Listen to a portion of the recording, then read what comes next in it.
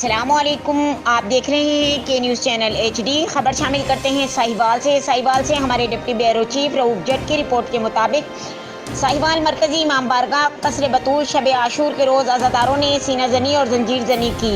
इस मौके पर सैकड़ों की तादाद में मातमियों ने लब्बैक या हुसैन का नारा बुलंद किया।